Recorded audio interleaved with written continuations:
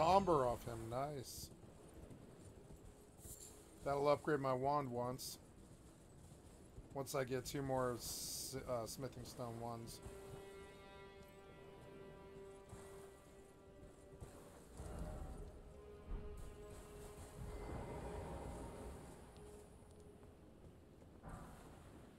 There's the other 2 smithing stones I need.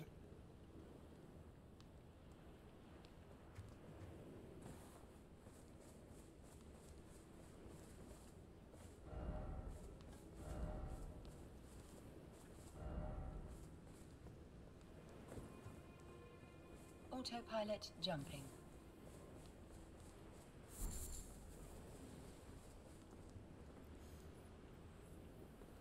The first time I played this game, I was heavy into a clan and we were raiding a lot. Warping to Stargate. Warp drive active. And I just did not have the time to smell the roses at all. I was stressed out that I had like vowed to beat it, and I did. I beat it.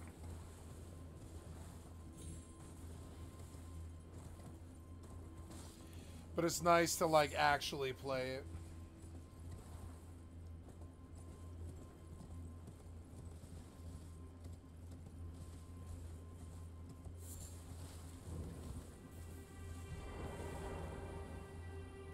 That was a golden rune. Oh, well, yeah. I guess it was, yeah.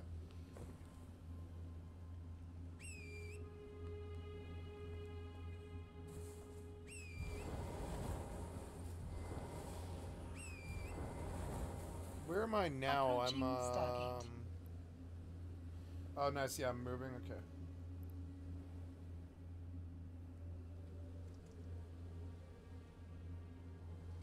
I lost my tiger, I guess. That sucks. Tigers are expensive.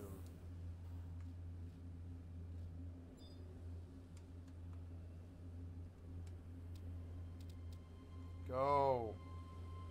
Go. Why won't you go? Go, go, go. Why won't you go? It's so annoying.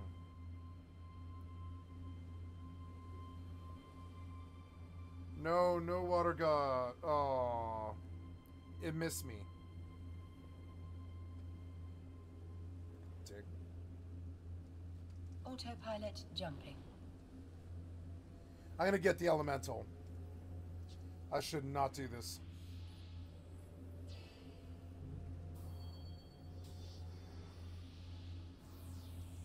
Warping to Stargate. Warp drive active.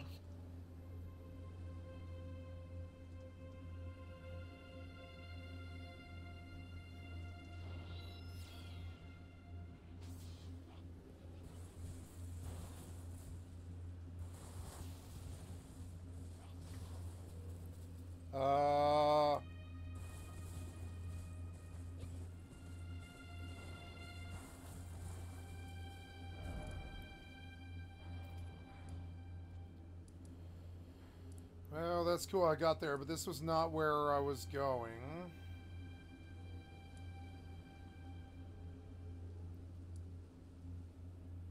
I wonder if I can just go drop down and talk to him. I don't know. Seems like it's really far, but we'll try.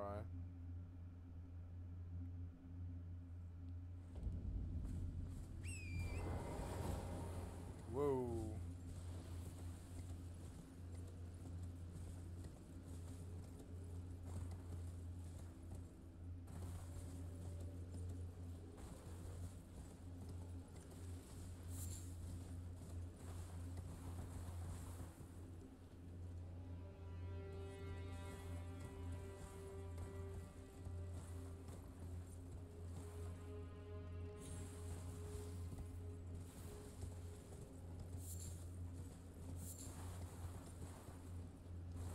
Autopilot jumping.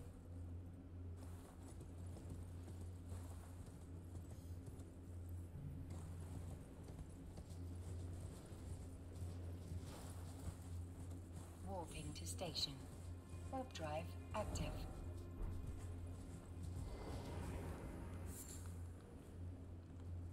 You again? I don't want any trouble.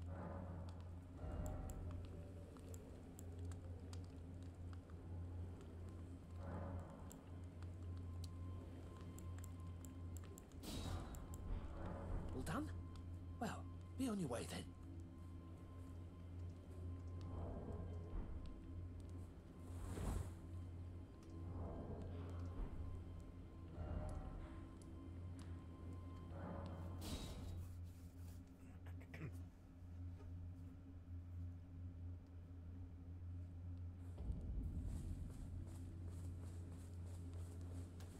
Approaching station.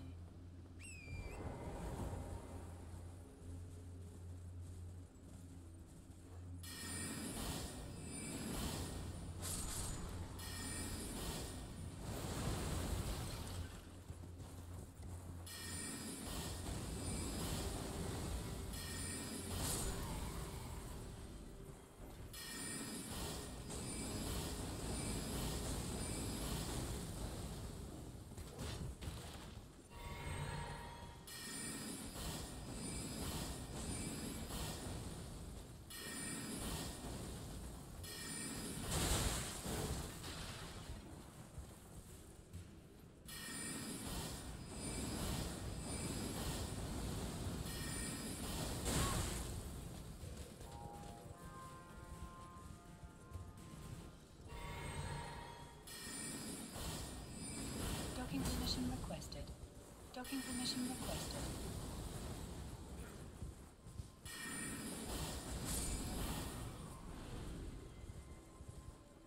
Docking request accepted. Docking permission requested. Autopilot disabled. Waypoint reached.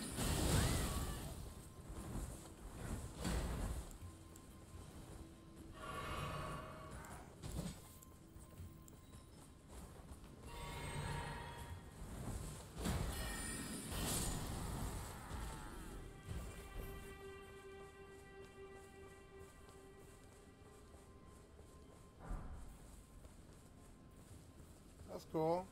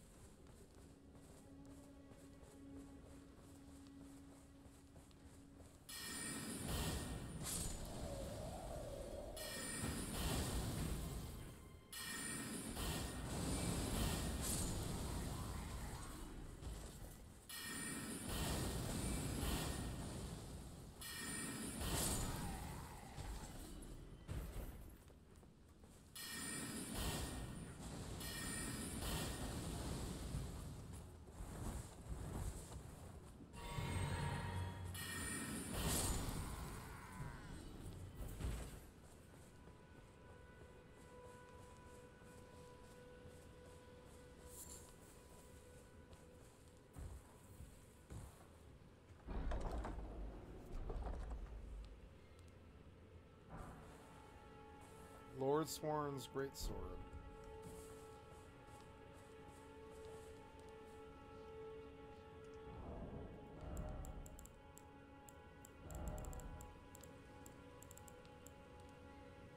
Cool.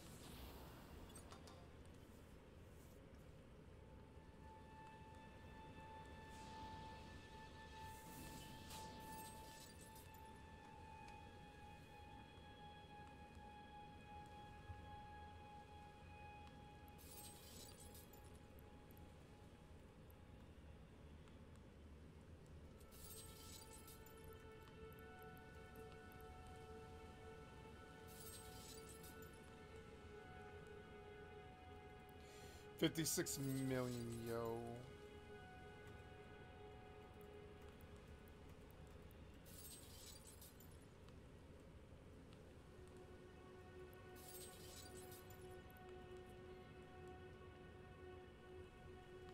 And the other 20. So yeah, 70 million and yeah. 5:15, not bad, not bad. I'm back up.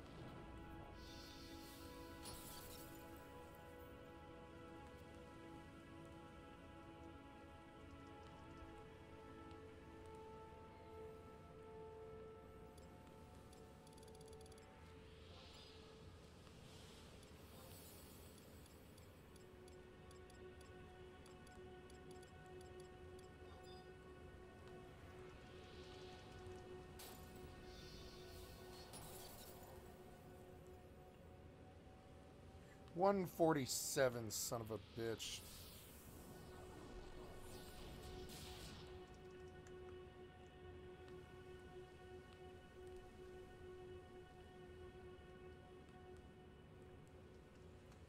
I don't know, maybe I should go away from this and go sit.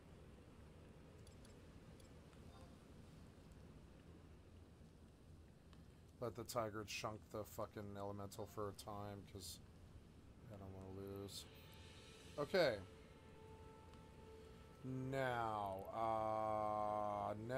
we look at ice.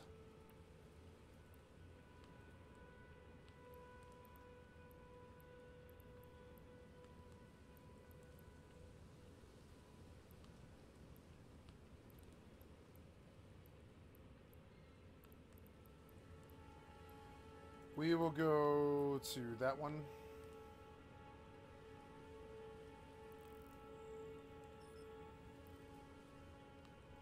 I like being a high-sec ice miner. It's fun. It's fun to me. Autopilot engaged.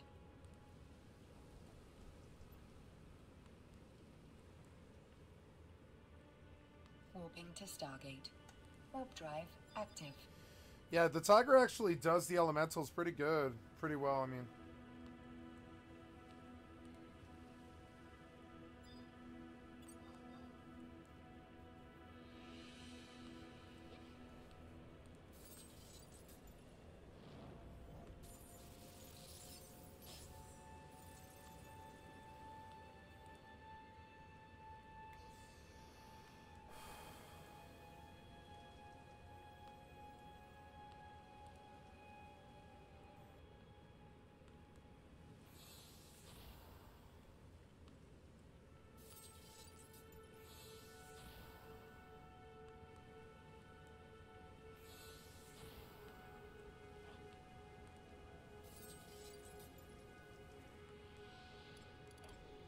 Approaching Stargate.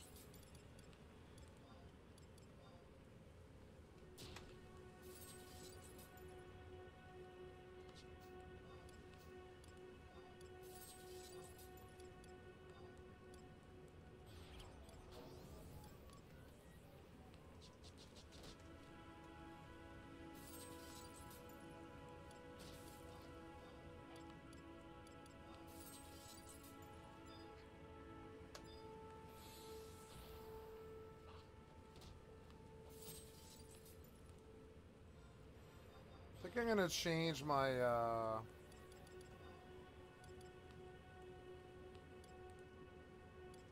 Oh no, never mind, I can't do that. That's alright though.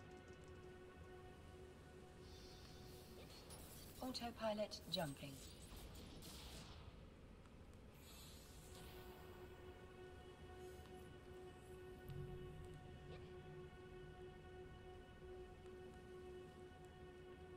Warping to Stargate. Warp drive active.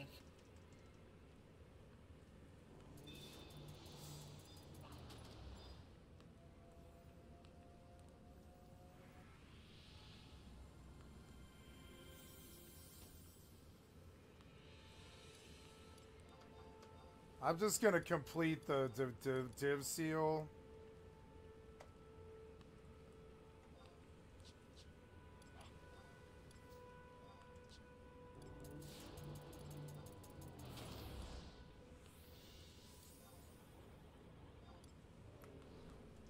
Yeah, but I'll just run the div seal. Yeah. Approaching Stargate. Oh my god.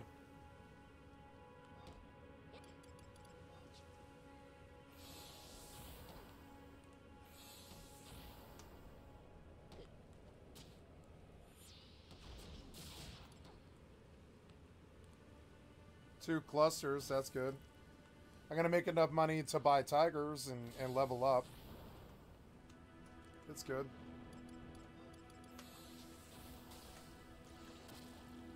God damn it, kill him. Oh my god, the ghost.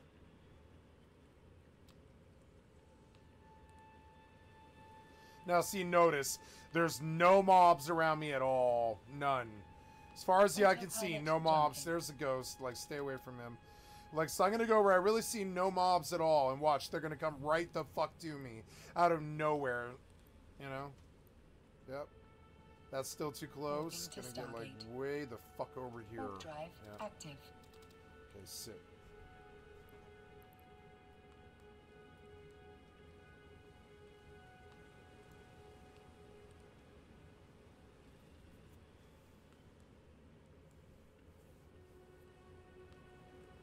See, there, see Skelly right away. See, they just, I don't understand it. It's insane. Anyways, yeah, I want to rest at the site of grace, yeah.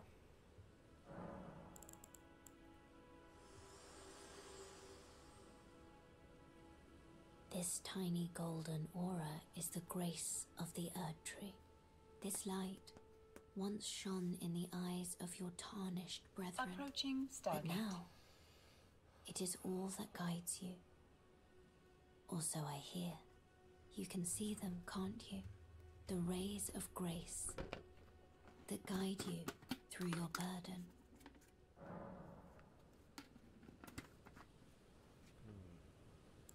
Upon the cliff in Castle Stormvale is a shard bearer, a demigod, who inherited a fragment of the shattered Elden Ring. If the rays of grace signal the castle, then the Elden Ring beckons you. As an ally by pact, I pray that you are fit to face the challenge presented by the ring.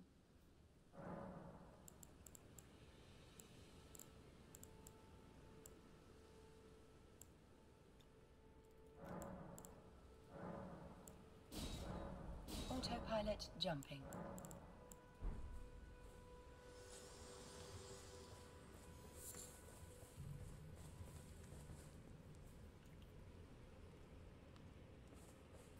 Warping to Stargate.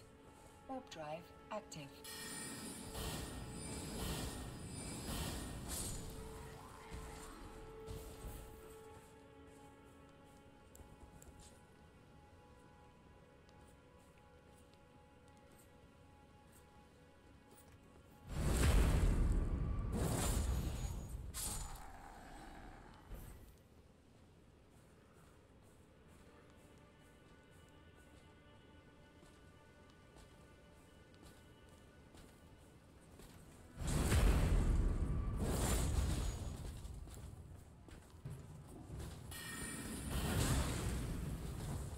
Damn it.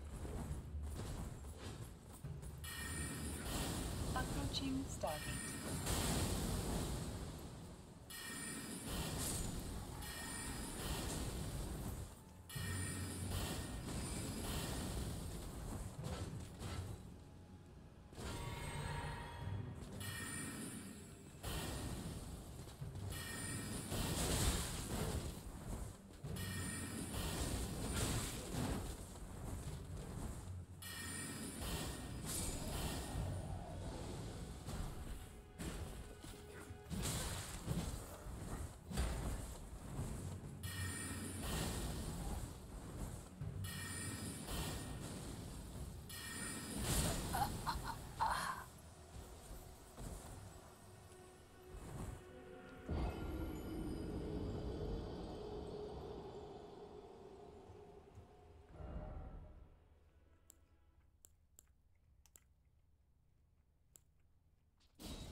Autopilot jumping.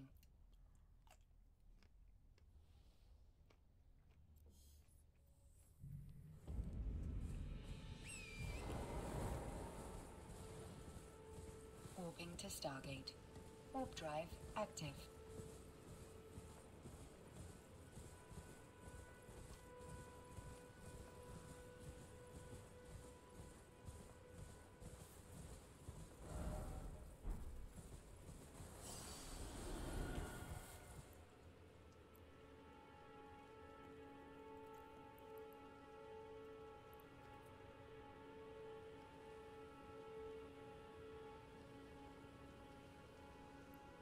Approaching Stargate.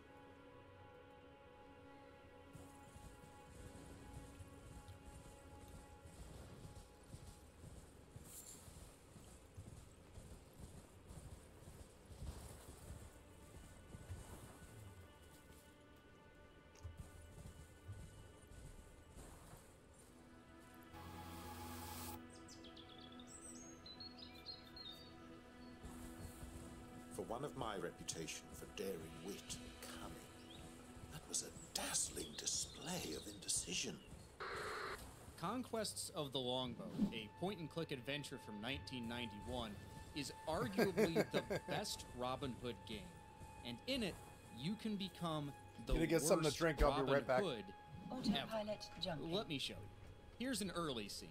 We've got Robin Hood, a peasant, and one of the sheriff's men. There's the obvious solution. Warping to Stargate. You can also Warp drive screw active. up. And I mean really screw up. Oh, by the way, this game doesn't have voice acting, so I asked a lot of friends to help out because the video's more interesting that way. If you walk up to Jack, he warns you not to take another step. Not another step, or the woman dies. Coward. You'd use a woman as a shield. Step back, or you will find out quickly enough. True to his word, if you try that twice more, You dog. He's dead. But what a hollow victory. surprisingly, this isn't a game over. It keeps going, though at the cost of your score and possibly your ending. You can also walk down the road, come back, and the characters react appropriately. Sorry, I forgot. There we go.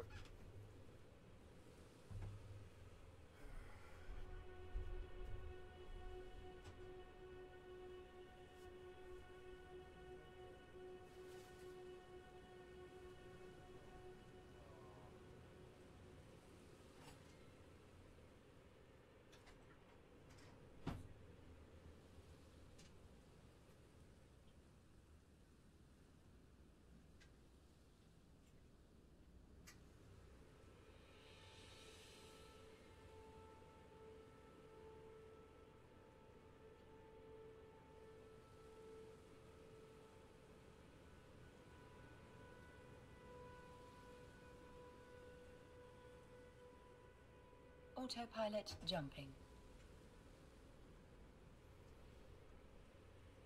Autopilot disabled. Waypoint reached.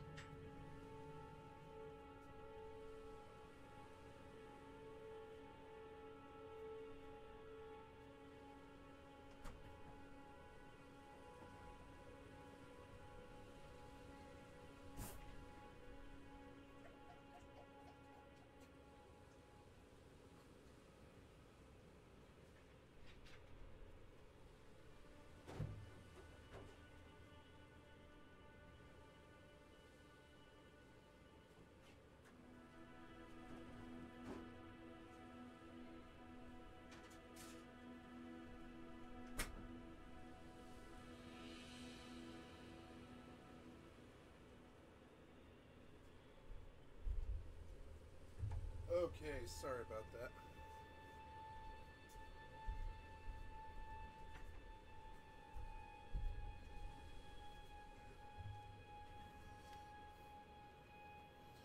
Okay, so sorry about that. Warp drive active. We have unfinished business, villain. Fa, make your move, outlaw. I grow tired of such childish games. Do that a second time, and Roger shows up, crossbow in hand. Stand fast and... It's a good thing I decided to come up the street and meet you. Do you know who that was? Some miserable piece of scum-sucking outlaw. That was Robin Hood. Well, for such a famous outlaw, he didn't seem to have much of an idea how to go about his business. Oh well, he can go about the business of rotting now. And speaking of not knowing how to be Robin Hood, you can also leave. You can give up. This is why I love Conquests of the Longbow, and we've barely scratched the surface. Today, You'll learn about the game's incredible attention to detail, behind-the-scenes info on how it really works, and I'll show you why I haven't been able to get Longbow out of my head for 30 years. The game opens with a troubadour singing the basic premise of the story. King Richard, on his way back to England from the Crusades, is captured by King Leopold of Austria.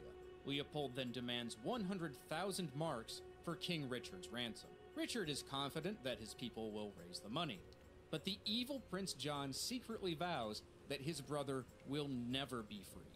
The game skips all the stories of how Robin met his men. We come into this world a fully formed outlaw with our band already established. We gain control in Robin's cave, where we grab our money and a horn that we can later use to summon our men if we need to. The top of the screen shows the ransom money we've gathered, which is different from our personal coin. It also shows our score and the number of outlaws. There are only 5 core outlaws that we interact with, and we meet most of them when we exit the cave. Morning. We've broken our fast, but mayhaps we'll share some of this fish with you. From the gaunt and starving look of our good friar, I fear you'll be left begging. I'll remember that jibe when it comes time to dole out the stew tonight. Mercy on me, Tuck, or I'll be too weak to play your favorite tunes. You know the old Norman saying, Alan, never make an enemy of the cook. I can see there's no point in hanging about here, listening to these two prattle. I'll be in the glade, practicing. What of you, Little John? Thought I'd head to the Overlook and see if anyone of interest comes along Watling Street. Tuck says our treasury could use a boosting. The game is broken up into 13 days. Each day has tasks to complete in order to progress. Our first day has 3 objectives, and you can do them in any order. First, we'll follow Will to the shooting glade, where we meet a new outlaw, Simon. We can also practice our shooting. It's a cool mini-game that takes into account both distance and wind. A masterful shot, Robin. Methinks this will be a good day to wager against you. Your shooting is terrible. The menu has an arcade setting that adjusts the difficulty of sections like this. Putting it at the bottom will auto-complete the arcade sections. This was done for accessibility reasons. To quote Richard Aronson, the lead programmer, "My brother-in-law was a quadriplegic. He used to play Sierra games with a wooden stick strapped to his forehead to hit the keys. Then he hit one of our mini-games, and he'd have to wait until the nurse beat the mini-game for him to continue. So when I started at Sierra, I said, we should have a bypass where you beat the mini-game with a score of 0, but you can progress. Don't lock the content. Sometimes I feel like you guys lock the content all the time behind garbage, like one-shots and stupid shit like that. And the content's just locked away from you. And I'm like, yeah, I could go back and see it, but don't lock me out, you know? At the shooting glen, if you put the arcade setting all the way down, you can't even practice here because there's no need. Sooth, I have no need for practice. One cannot improve upon perfection. Next, we walk through the forest to the Watling Street Overlook. Finding it will add the location to our fast travel map. John arrives, tells us he saw a sheriff's man heading up the road, and that he's off to see the widow. As John suggested, we wait here for a bit until a peasant shows up, pursued by the soldier. We walk down, confront the soldier, this is the scene we explored just a moment ago. There are a few other things we can try. Offering coin in exchange for the woman's safety doesn't work. We can summon our men with the horn, but Jack threatens to harm the peasant if they don't back off. We can even step to the side of the road and try to convince him to walk past. Why do you hesitate? The way is open. Do you take me for a dolt? When I pass by, you'll just shoot me in the back. If we mess it up by walking away, the game actually gives us another chance. It's not obvious, but you can click on some parts of the fast travel map even if they aren't obvious points of interest. If we click a bit further down the road, we catch up with them. You don't have to do this though. After the success or abject failure with the peasant, we visit the widow's cottage where we meet her 3 sons.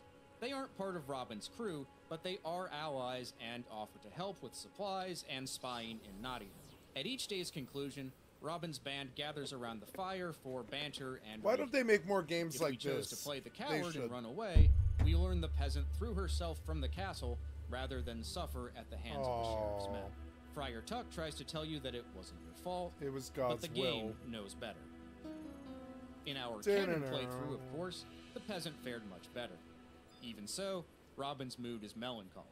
Don't you dream of living as free men, able to walk in town without fear, to love a woman knowing you could stay beyond morn? Ah, there's the nub of the matter. You need a good woman, Robin. I know this lass with huge tracts of land. Alan, you said I could meet her. Then I drink to your good fortune much. As for me... Robin passes out from drink, and Little John carries him to bed. Robin dreams of a woman, dark-haired, dancing in the Willow Grove. Longbow was an early example of rotoscoping in games, this scene included. According to Christy Marks, the game's designer, this dance was choreographed on the spot. She's gone. But there's something here. A glittering green stone where she stood. The willows. I hear them whisper her name. Marion. Marion.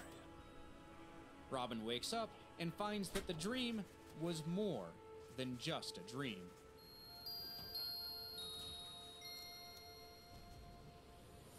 I really like the first day. If you pay attention to the dialogue, what you need to do is clearly signposted. Many classic adventure games were not like this, and you had to wander around aimlessly. Though, to be fair, this game does have some of that too, as we'll see in a moment. The characters feel like they've known each other for a long time with their banter, and I really like the characterization. But what does this gleaming gem mean? And what of this Marion? Robin wakes up, and there's a very rare event here that I almost guarantee you haven't seen, even if you've played this before. On most days, Robin can use his horn in the cave. It's really loud, and Robin refuses to blow it in the cave ever again. If you try, he won't let you. But if you blow the horn at the start of day 2, and only before you leave the cave, you get a special sound effect and extra text because Robin's still recovering from his hangover. Odds blood. My head nearly burst, and I sounded like the bleat of a dying swan. As Robin shows the gem to his men, Will approaches with a message. Nerd. Bob, the cobbler from Nottingham, has news about the fate of King Richard. He requests a meeting in town and demands that you bring a lady's slipper to prove your identity. Tuck rightly points out that Robin can't walk into Nottingham without being hanged on the spot. I've never heard of this and game. Actually, yep, the game lets you do it. By the way, this is a real pub that is still there today, the Old Trip to Jerusalem pub. Oh. It claims to be the oldest inn in England, Oh though my from God. some cursory research, that claim is disputed. Anyway, we need to find that lady's slipper. This part is a little unintuitive because you It's have the to wander around the oldest inn forest. in England. You'll start to notice the different tree groves, which are beautifully The best meat pies in London. The oldest inn in England. Fucking people, man. It's the oldest inn in England. You can hear it. It's like they really believe in it, kind of. Oh, did my signet wear? Oh, my signet wore. How's that going? Good.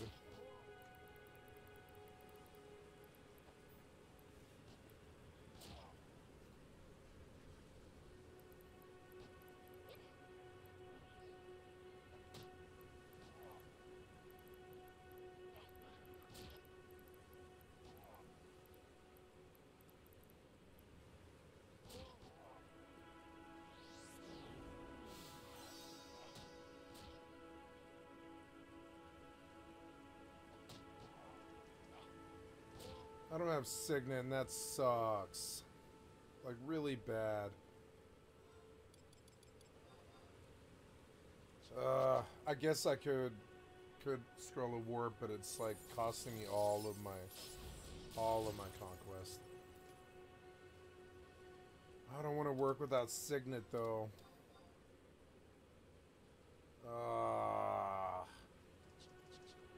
Damn it. I guess I should warp. I mean, sooner or later, I'll die. I know I'll die. I back up again almost, but I mean, like, sooner or later I'll die and I'll get Signet. It's fine. I mean, yeah, it sucks not to get the credit. Like, pretty bad. I might die here because... Oh, no, never mind, we're okay.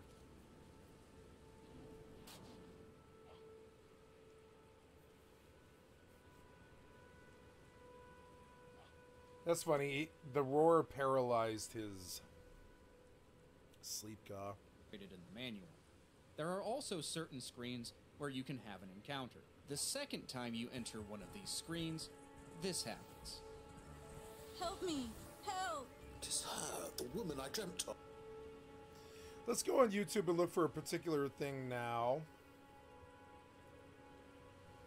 The best free choose your own adventure game.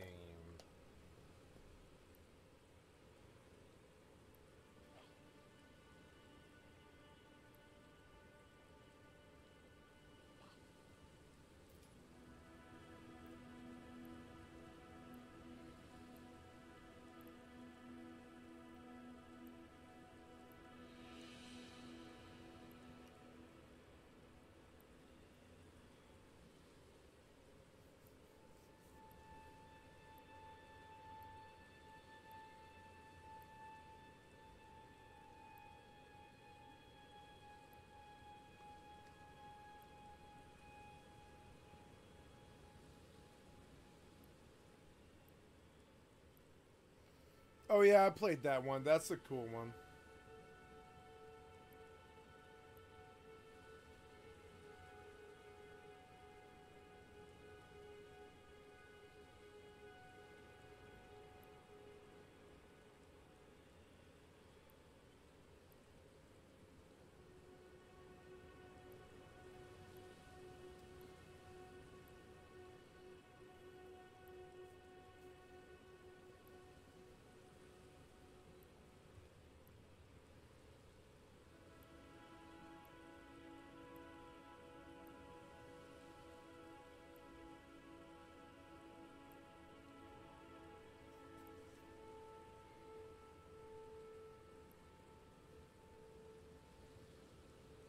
Pixel art games.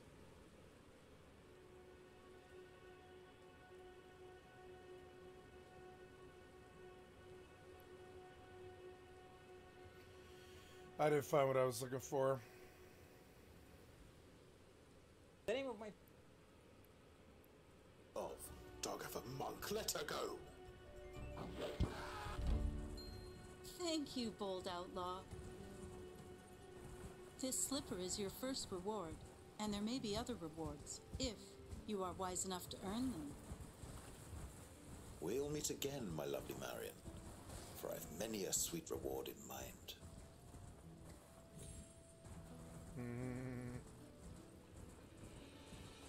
Oh, wait, weren't we supposed to...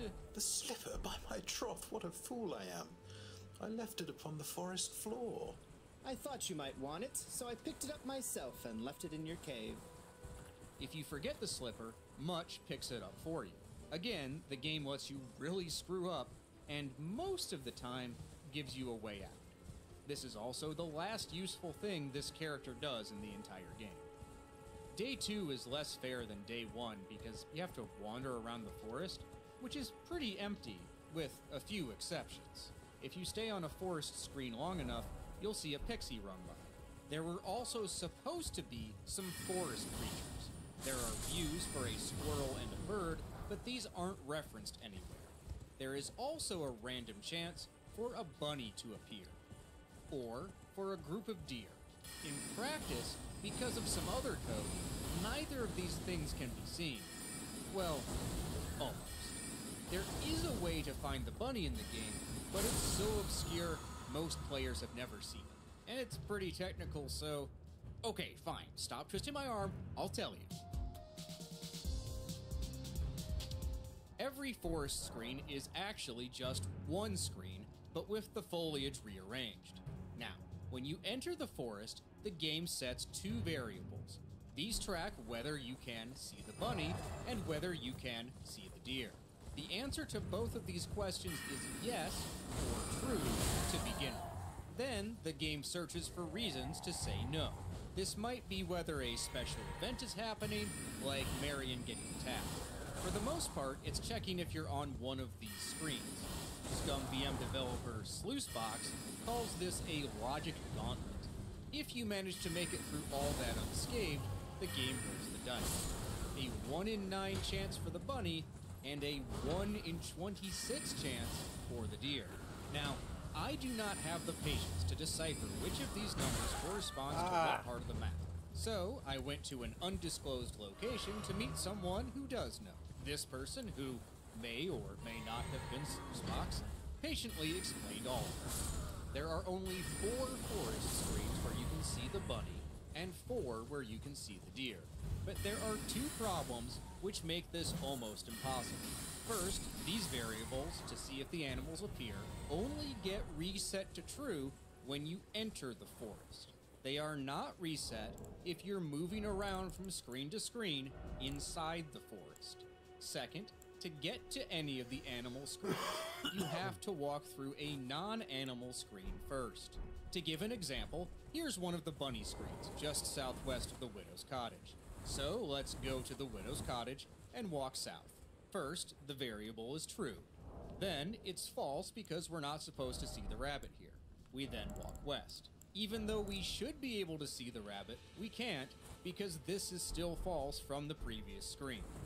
But there's a way around this. If we're on a forest screen and go to the map and then click on the forest again, we'll go back to that same screen.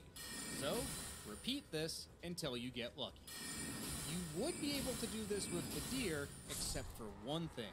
There's a check, only with the deer, that says you have to enter the screen by walking in from the left or from the right.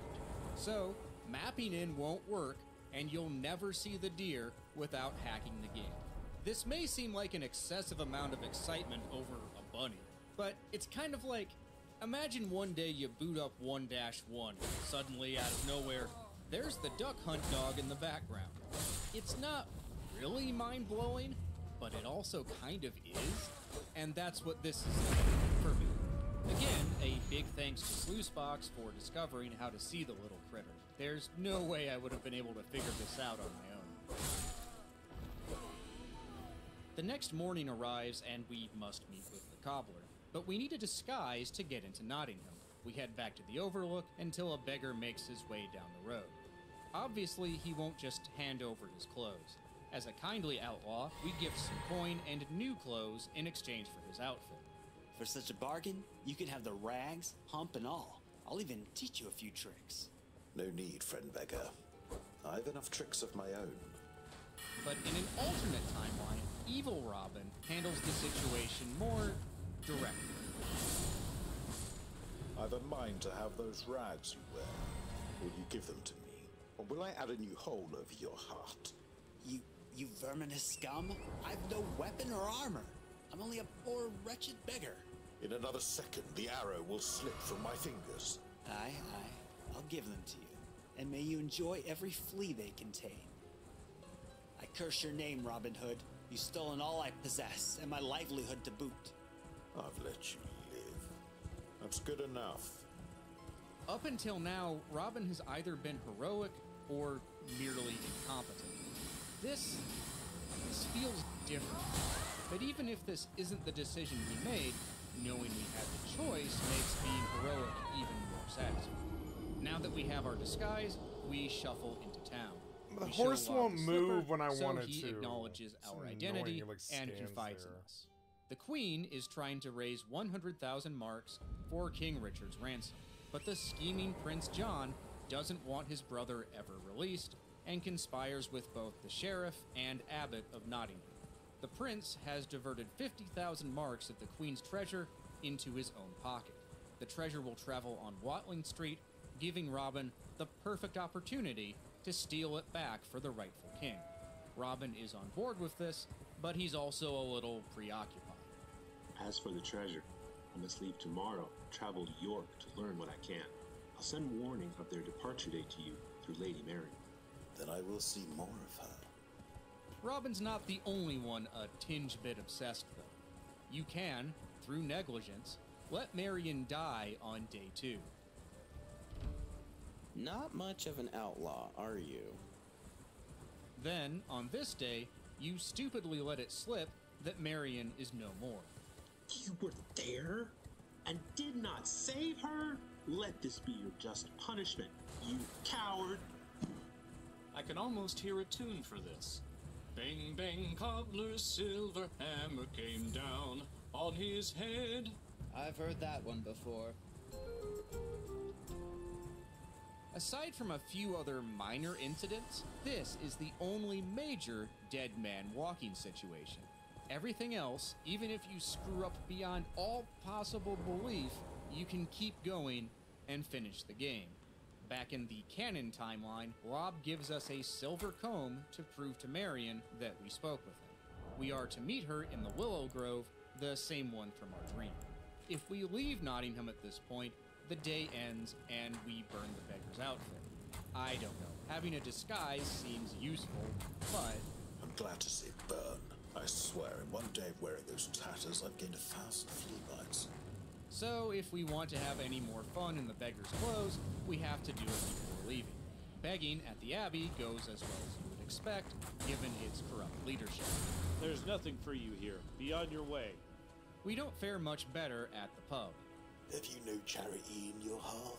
Aye, for those who deserve it. And we get the warmest welcome at Nottingham Castle. Charity, good sir. Charity for the wretched and afflicted. I'll show you afflicted. There's also a rare death here. You see, in this game, you can give away a lot of stuff. For example, the silver comb that Wob just gave us. How'd you come by this? Gift from a kind lady. Most likely stolen, I say. What lady would give such a fine thing to a filthy piece of work like you? I'll show you how we deal with wastrel thieves in Nottingham. With a rope. Rather an odd thing for Robin to do. What a sheriff's man want with a silver comb? Likely he just acted without thinking. Let us hope Robin adhered to the golden rule. What, you mean do unto others as they would do unto you? Nay, I mean save early, save often. Once we leave Nottingham, the beggar's disguise is gone, so this is the only opportunity to see this. Because we need to prove our loyalty to King Richard's cause, on day 4, we head to the Willow Grove as Lob instructed. I'm most pleased to see you again. I beg you to stay longer this time. That will depend on you. For I've yet to decide if I'm... Come on, move! There's no way to really screw this conversation up, but if you leave and come back, Marion remembers your hesitation. She appears to find it a little endearing at first. You seem confused and uncertain. I'll try to be patient with you. Come, stand here in the center. As you wish. Now stand fast in that place until our business here is done. My feet refuse to move. What have you done to me? I cannot wait all day for you to come and go at will. My spell holds you within the circle until I choose to release you. We show Marion the comb, reaffirming our allegiance to King Richard. Marion tells us more about the monk who attacked her. He was part of an order of soldiers in allegiance with Prince John. Me. I'm searching for my purpose, given to me by my mother inside the Erd Tree, long ago, for the reason that I yet live, burned and bodiless. There is something for which I must apologize. I've acted the Finger Maiden, yet can offer no guidance. I am no maiden. My purpose was long ago lost.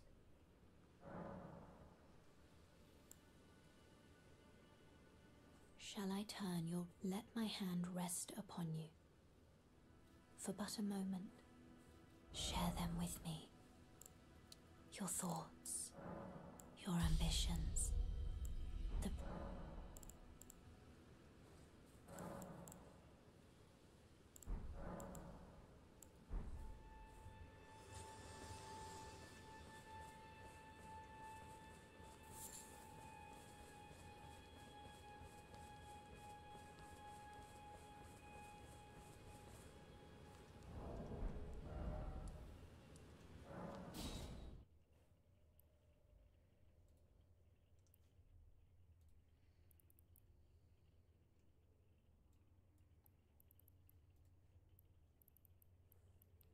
on the outline of a hand. This is vital to her plans. Robin vows to steal the scroll back. I cannot tell how glad you make me, for I'd despaired of ever finding a way. Glad enough to reward me with a kiss? Perhaps, when you've earned one. Before we leave, we show Marion the Heart Emerald and tell her of our dream. It was you! I also dreamt, but I couldn't see you. I danced and felt you watching, but I wasn't afraid. I felt they were the eyes of my true love. How positively Ever since flirty. I saw you, I hoped. You see, I also found a token when I awoke. You really have up. What do you mean up? There's something up.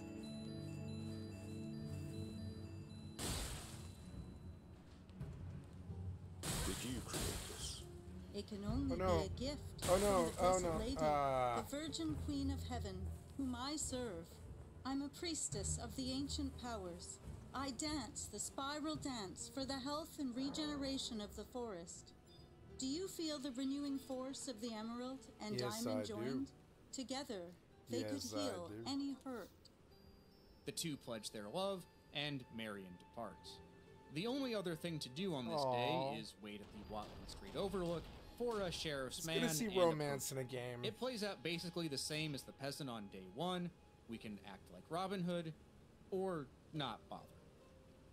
You're all quite glum tonight. Is something amiss? Robin saw a sheriff's man who had a peasant under arrest for poaching. So he rescued him, of course.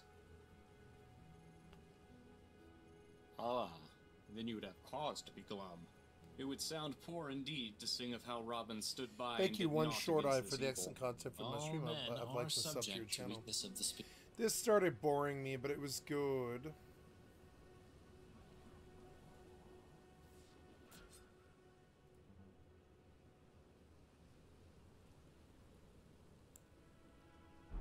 This is when I'll get invaded.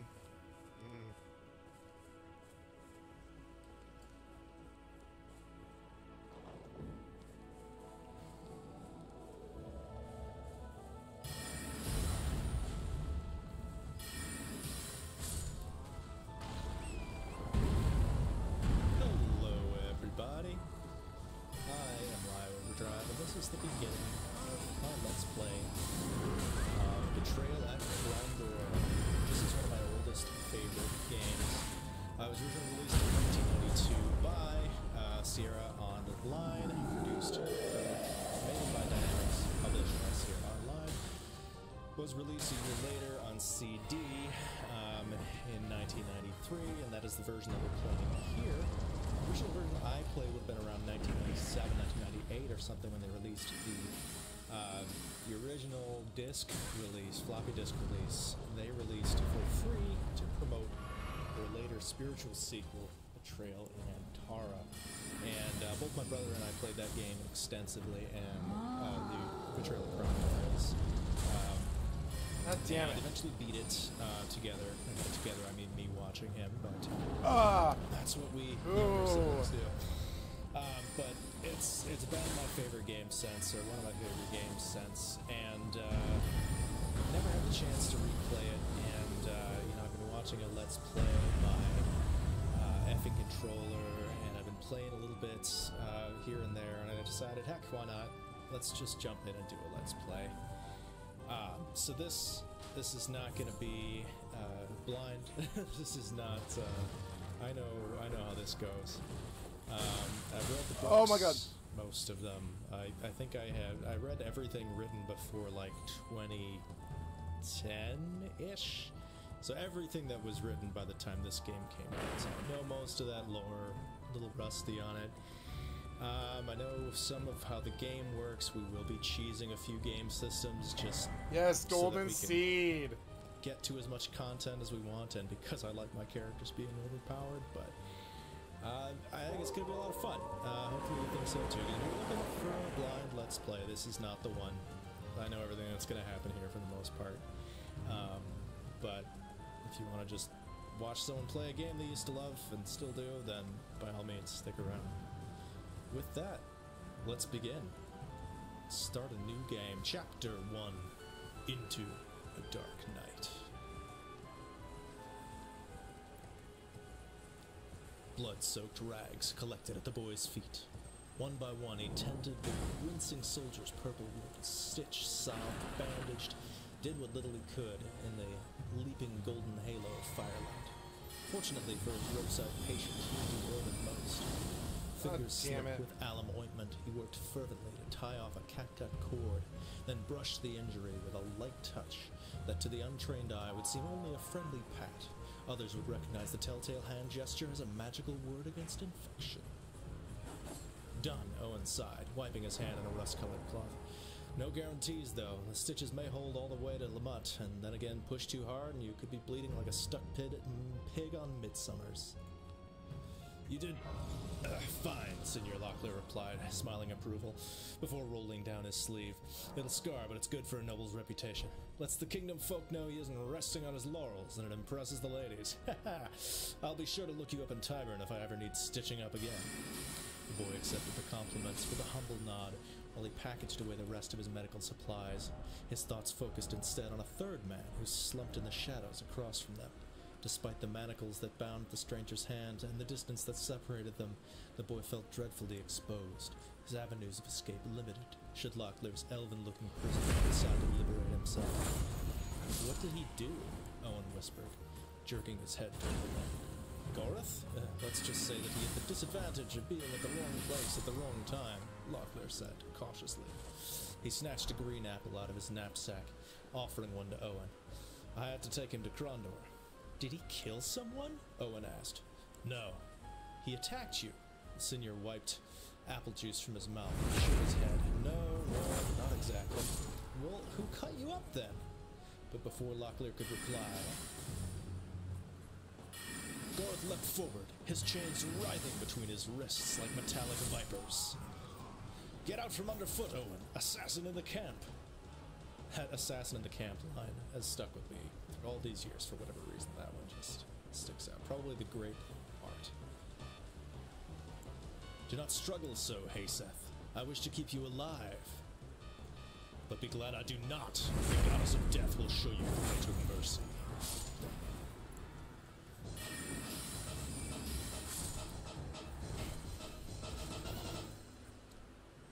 Chilling.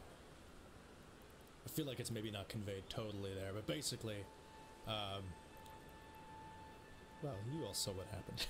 No, they caught an assassin, and Goreth had to strangle/stab him. Unclear. Thank you, Live Overdrive. I'd like to sub to your channel. We got our 3D 1992 quality 3D window on top, with all of our mouse-driven controls. Of course, everything is keyboard-driven as well. Games at the time tended to have all of your controls on the screen. Glorious. These are all of our characters that we've just met. This is Locklear, and we can learn a little bit more about him. Son of the Baron of Lanzan, Locklear has achieved great notoriety while serving Arutha Condoin, Prince of Krondor. Decorated for his service at the Battle of Armengar and Sethanon during the war known as the Great Rising, he is one of the most honored nobles at the court of Krondor, and in many aspects is considered an unofficial member of the royal family. In the 9th year of the reign of King Liam I, Locklear entered the service of a northern kingdom garrison to investigate reports of a conflict raging in the Northlands. Shortly after his arrival, his military escort was attacked by Moradel raiders, and Locklear found himself cut off from his companions. Later, upon seeing someone fleeing a Moradel warrior, Locklear slew the aggressor, only to discover that the man he had saved was in fact a Moradel himself, Goreth of the Ardanian clan. So there you go, we learned how Locklear came into possession of Gareth as a prisoner. Locklear is the only of these three characters who is featured in the books that predated this game, the Riftwar saga. Yeah. He was a boy in most of course, all of Raymond D. Feist's books cover quite a lot of time, actually. So a lot of characters are like born and die of old age over the course of it. Yeah, this was he was a boy in a lot of the books, and now he's a grown man. I want to say he's probably 30-something in this. Locklear, yeah, he's kind of a soldier. Noble, Lockie was such a good character, yeah. Swashbuckling type of guy. Probably Yeah. more soldier style. And then we've got Garth, who we were just talking about. You can learn more about him. Yeah, Garth and Loki, Although yeah. he is an eligible claimant to the Moradel throne in Gorath. Sarsagoth, Gorath has never desired to meddle in the politics of the Northlands, but often has little choice. He's been notably vocal in his criticism of the leadership of Delapan, a Moradel who distinguished himself during the Great Rising as one of Mermonimus's field generals and later claimed the throne of Sarsagoth for his own. Gorath himself has led an impressive military career, and during the Rift War he directed one of the only Moradel defenses to successfully withstand Serrani aggression. As he beat back invaders, thousands of Moradel escaped their homes in the Greenheart Forest to the safety offered by the Northlands. Only starvation and superior Serrani numbers eventually drove Garth and his tribe of the Ardenian to flee across the Great Northern Mountains to their waiting cousins. So I don't remember a lot of that. The Rift War itself, though, is so called because basically humans from another world, find out later is another planet, called Calawan. They have very, very powerful mages, and they figured out a way to open a teleportation rift between their world and where we are, which Serrani, is Midcamia, Calawan, I call it Midcamia, and the Kingdom of the Isles, and they attempted to invade the kingdom, and that's Serrani, and there was a different author. She was so good. I loved her. Involved in that. Basically, this was Margaret Wise. At this point, was probably like 15 years prior to this game, something like that. It was a collaboration between fantasy authors. It's really beautiful. So the country obviously has been influenced a lot because it was a total war. They were being invaded by the Serrani, who they're kind of in world are kind of modeled off of. I don't think any particular East Asian culture, but Asian, something Asian. I think generally like China, Japan, Korea, that type of I think it's pretty generic. I don't know if it's intended to be based on one particular country. Whereas the Kingdom of the Isles is your stock, like European fantasy nation. And there's You, please, I can read them. Your fingers, please, your fingers. Oh, bless you. Oh, head traverse Rhea Lucaria, glintstone eventide, and reunite the half crescents at the grand lift. Oh, but the bridge is collapsed and cannot be crossed. Anything can be done. Only, why should that matter? Stormvale Castle still stands tall.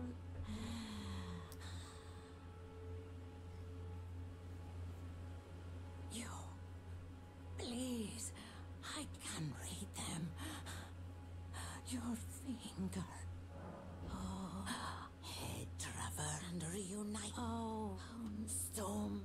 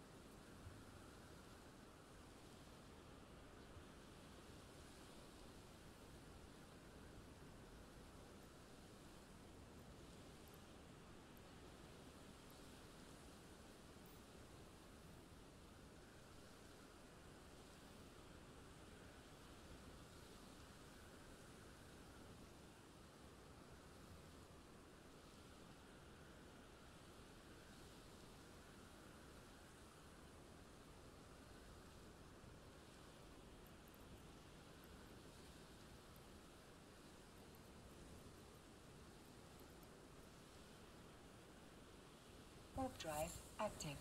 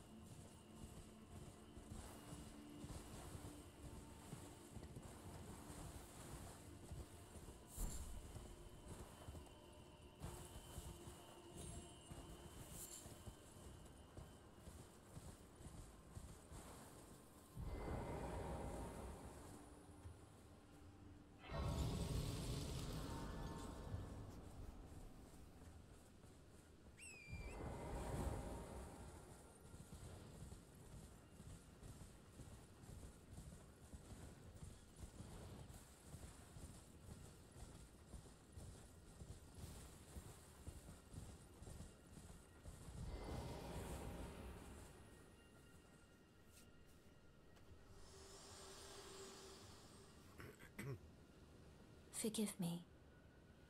I've been testing you to determine if the Elden Ring would truly have you, if you had the mettle to endure this long and arduous path.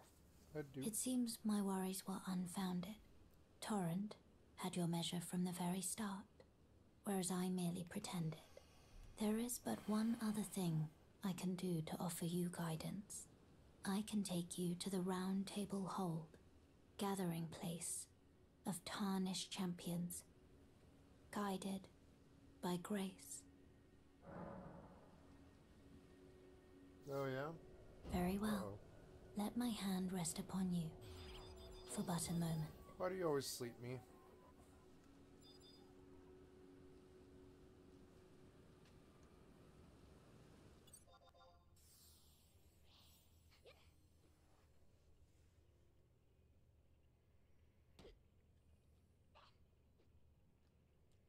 Has increased.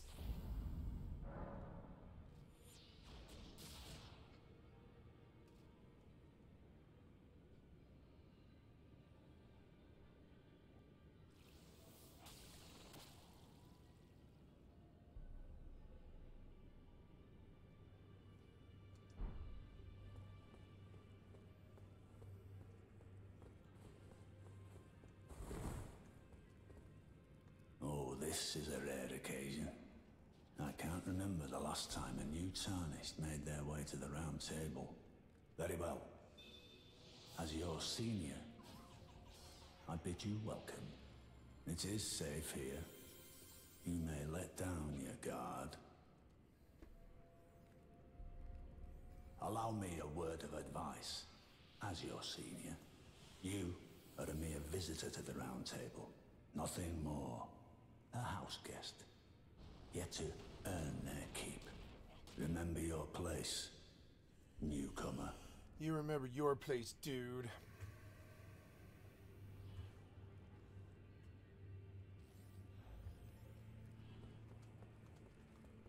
Your skill has increased.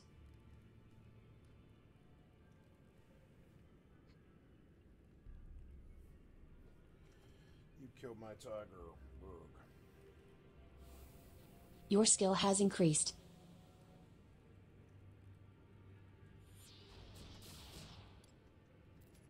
Die, Temu.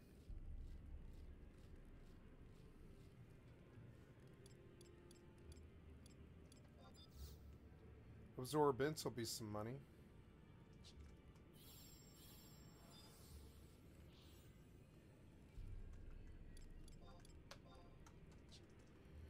Oh no, what was that? Whoa, no, what's that? No, no. Well, I said I was gonna die. I don't know, maybe I can live. I kind of doubt it. Maybe it isn't worth the tiger. No, I'll take the free ride home. It's okay.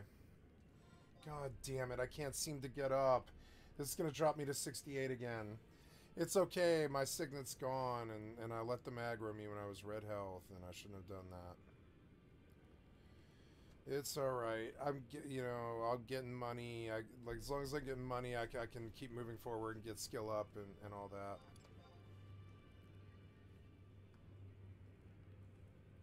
Go get Signet.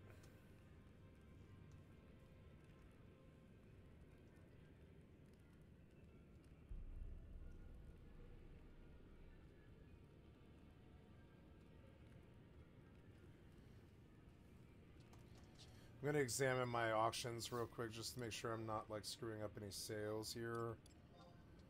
No, I don't think so. So, let's just see if I missed anything here. Ice clusters are going for about 1,000, so I can expect about 12,000 for a stack. That's okay. It's enough to pay for a lot of the stuff. 880. The bone chips, of course, aren't worth anything, but the cotton cloth is. That stuff eventually will all be worth something when it stacks, but it's not worth anything right now. That's worth 1,000. That might sell. So that's good. And definitely get that on the market. And okay.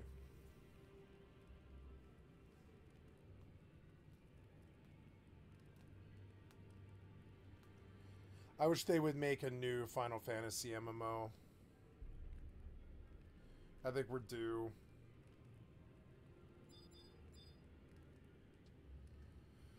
A return to auto swing, but but with brand new graphics and the depth of 14. I just don't want like theme park anymore.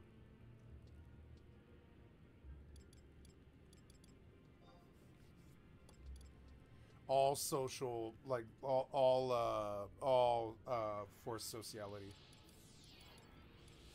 So I really want to go back to Valdunia. Not right now, I don't, because I need Signet, or I wouldn't have died in the first place.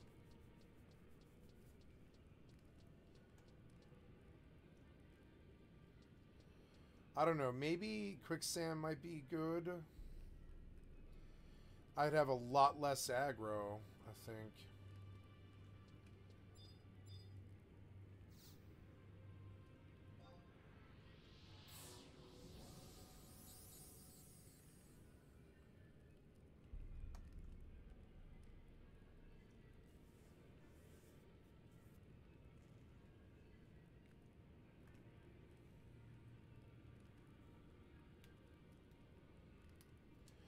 All of these skeletons are, like, resistant to melee. It's kind of annoying.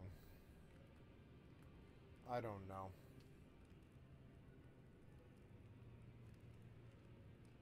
Oops.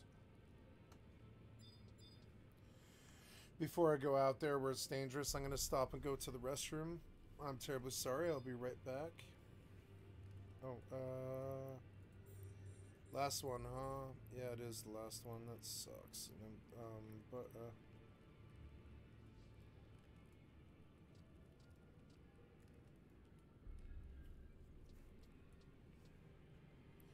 Yep, gonna go to the restroom real quick. I'll be right back.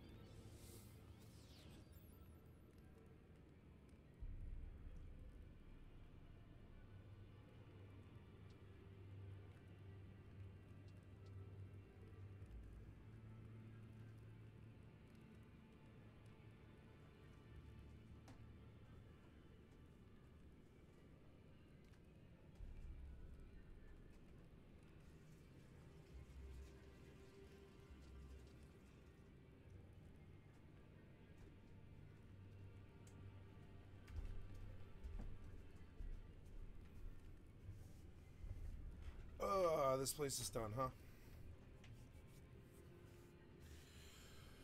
Okay, so sorry about that. I had to go to the bathroom. Nice. Yeah, I think this is a good place to stop. Got a lot done. Got level 17. Played for 5 or 6 hours, I think, or something. Or I'm sorry, 3 or 4. Like 3 or 4. Yep. Okay, leave Elden Ring. Quit. This thing's done, so we'll go back to that place. Warp drive active. And yep. And I realized where I should go, which is good.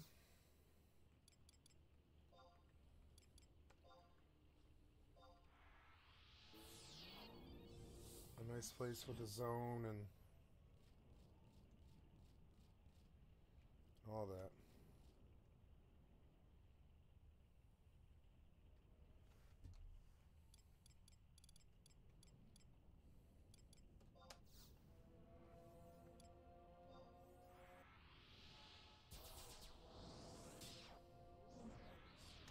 Docking request accepted. I wish I knew where the Dark Elemental... Oh, why'd you do that? No, get the invisible up. Ah!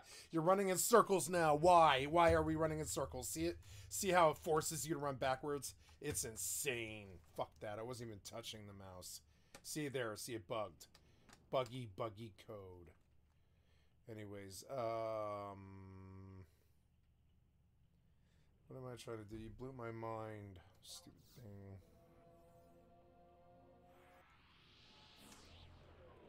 Oh, you can Divine Seal Invisible? I didn't know that. Nice. Well. Another nation to the south called Kesh that is based more on the Middle East. And then there's another nation over the sea based on India. And then finally we have Owen. Best character. More often than not. Or Owen Bellaforte. Bellaforte? Bellafort. Has been a political embarrassment to his father, the Count of Tyburn. As a result, he has been given a degree of freedom even his elder brothers are envious of, though his father hopes he will one day settle down enough to become a marriageable suitor for the daughter of the Duke of Ypres. Like Michigan? No. Far craftier than he is often given credit for, Owen has a keen eye for detail and can often see patterns invisible to those around him. All his life, Owen has dreamed of studying magic, and on many occasions has set elaborate plots in motion to spend time with masters of the arcane crafts. He undertook his most notable endeavor when he was only 14 and vacationing in the city of Iran. Having spent the previous summer needling the household staff about his father's accounts, Owen discovered a means of redirecting a portion of his father's wealth and managed to hire a magical tutor for nearly 7 months. Finally, his father detected his activities and recalled him home to Tyburn. Thereafter, the Bellaforte household staff was ordered to strict silence when in Master Owen's presence. That's got to take an emotional, social toll on somebody. Anyway, Owen is the young one here. He's like 19. And, well, I guess we'll go from there. We've got a look around us here. We're in a clearing and some mountains. Trees around us. I gotta love these graphics. There are, so you can see the triangles here. So there are actual, like, polygons being rendered on screen. But then there's these details which are just 2D sprites. And, you know, they do the Doom thing where they rotate to face you as you walk around them. But you wouldn't even really notice because it's not smooth motion. It's, you know, steps forward and backward. Almost like, it's not on a grid or anything, but it almost feels more like a classic roguelike, you know, like Rogue or Adom, NetHack or something, where you're in a lockstep. Anyway, there's a body here, so this kind of works like a point-and-click adventure. You just kind of click on things you want to interact with in the screen up here. And then we have our tools down here. This is just to rest and recover and sleep, which uses rations. And then we've got our magic.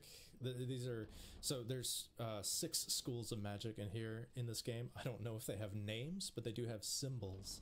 And these are the 2 that are out of combat, and there's 4 more that are available in combat. So we have 2 spells, only 1 spell, I guess, that we can use out of combat, and that is called Scent of Sereg.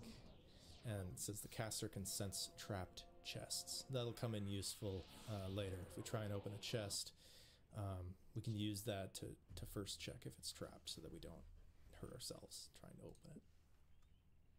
But I digress. The rest of these, we have a map. This is actually a very handy view.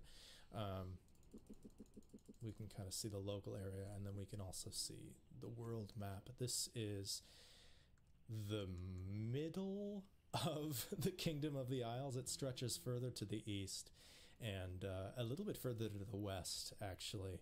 And most of the first books take place kind of further west here, and then also down in here. Krondor, the city that the game is named after, is kind of the capital of the western half of the country, which is basically what we're looking at here. It's the main capital, I believe, is called Rillanon, if I'm remembering correctly, and that's further to the east, and that's not in this game. I mean, it exists, but autopilot engaged. But Rillanon was almost never. We can't go there. It's always Krondor, and was that's the main more like city. the older part of the country, and this is the west, which is the newer, more recently settled part of the country. So it's a little bit more rugged, less refined, which is, you know, a great place to set a story. Cool. All right. It's been staring at us for a long time. Let's go ahead and click on this corpse on the ground. This is Hayseth, the guy that Gorath just killed. Thinking only made it worse. Setting aside his reservations about pilfering the fallen, he decided he would take what the goddess of luck had given him. However immoral he might feel about it, he was certain his stomach would quickly assuage his guilt. I am terribly sorry, guys. I am feeling very tired, and I believe I'm going to go to bed. Sorry, my camera got bumped. It's a little bit earlier than normal. I've been streaming for 12 hours, but I've only been recording for 10 and a half, so this will be a little bit shorter of a video session than normal, but it was about as long as I normally go on stream. I've done a lot of long hours, a lot of long days recently, so had a pretty good day. Had a lot of played a lot of games and stuff, and I'm just looking forward to lying down. I can feel that bed calling to me. I'm tired. I'm older, and I'm ready for bed. So, thank you so much. I just want to thank you for paying attention to my stream, and come to the cat space at skycat.live to click on the cat space to donate, or come to Twitch and sub to me. And thank you so much for your time, guys. I really appreciate it, and I love you guys. And I will see you tomorrow for all day. And oh, by the way, this session was recorded, and it will be on YouTube tomorrow. So come to my YouTube channel, skycat.live, and come see these videos if you want to see yourself or whatever. If you want to see me, excuse me.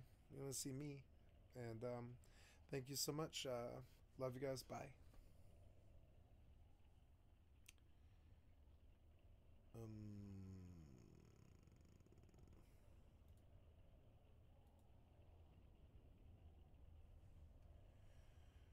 Now, I am unsure as to whether or not I am.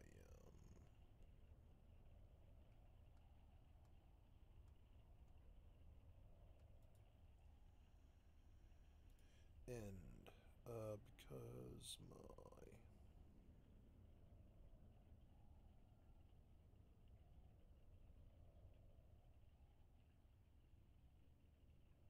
approaching Stargate.